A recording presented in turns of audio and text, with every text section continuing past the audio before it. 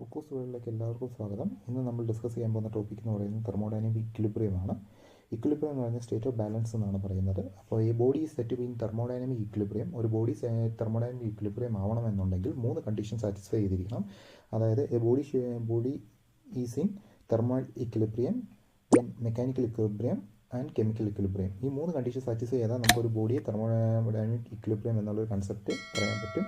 Thermal equilibrium means equality of temperature, mechanical equilibrium means equality of forces and couple, and chemical equilibrium means equality of chemical potential.